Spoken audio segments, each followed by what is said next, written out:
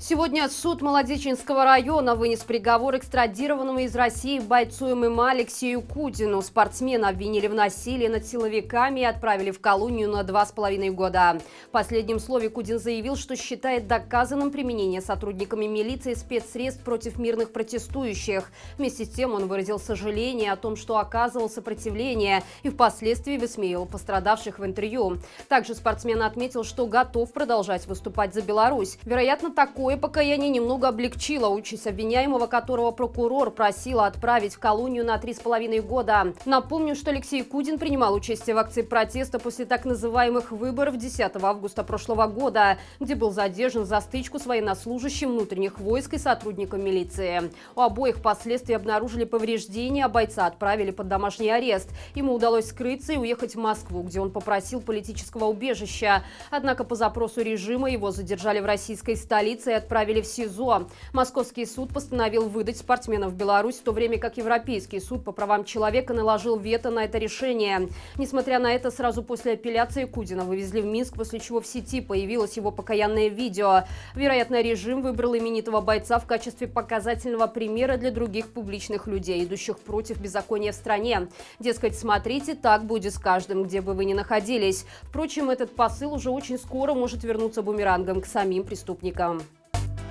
Аресты за ПЧБ-носки или красные снежинки на окнах давно в прошлом. Режим решил прогрессировать в своей маразматичной борьбе за власть, поэтому в ход пошли меры против огородников.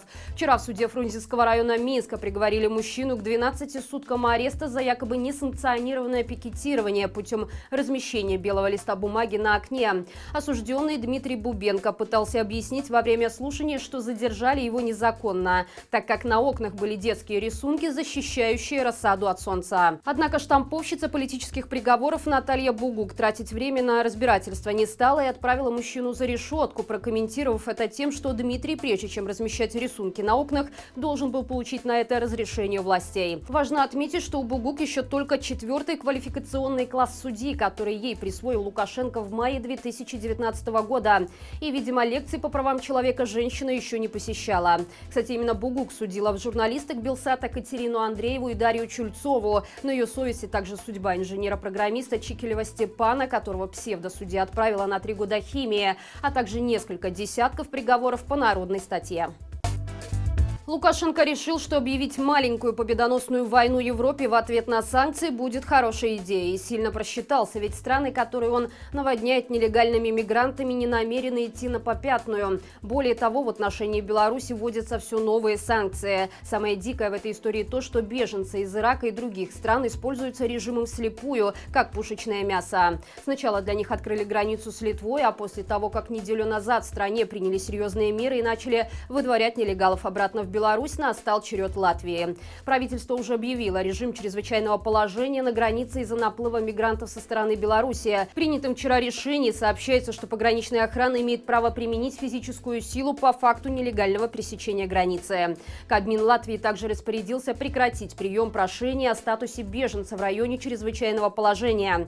Такие меры латвийские политики объяснили тем, что поток нелегалов – это гибридная война против стран ЕС. Оперативные действия соседей не оставляют нелегитимному шансов даже на один выигранный бой. Ведь далеко не все нелегалы, которых развернули обратно в Беларусь, намерены возвращаться на родину. Многие из беженцев распродают все свое имущество, чтобы заплатить за возможность попасть в Европу. То есть назад у них дороги просто нет. Интересно, как нелегитимный будет выкручиваться из созданной им самим ситуации, когда в бюджете из-за санкций не останется денег. Зарплаты белорусам платить будет нечем, а тут еще и тысячи иностранцев, которые обязательно предъявят ему счет за пережитое.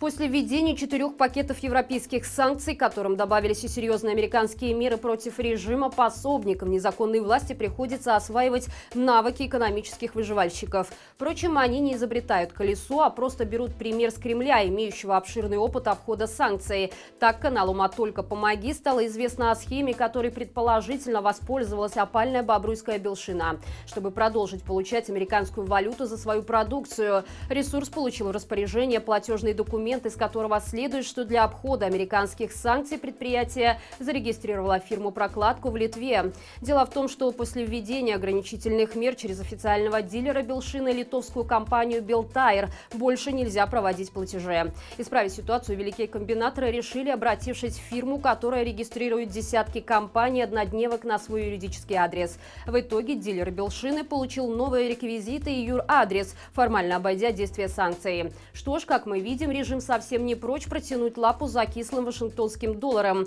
а громкие речи о ничтожности западных мер не более чем блеф. На днях тренер детской хоккейной команды «Шахтер» немного перепутал, в каком виде спорта выступают его воспитанники, и устроил во время матча настоящий бойцовский клуб.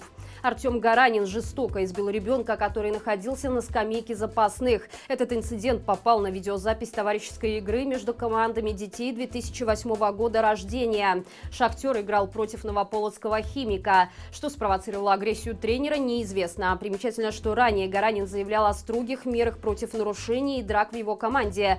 Судя по всему, его самого такие правила ничуть не касаются. А своей ролевой моделью для подражания он выбрал крепкого хозяйственника, который является известным любителем погонять шайбу и врагов своей власти. Как справедливо заметил телеграм-канал «Беларусь за МКАДом», насилие стало синонимом белорусского хоккея.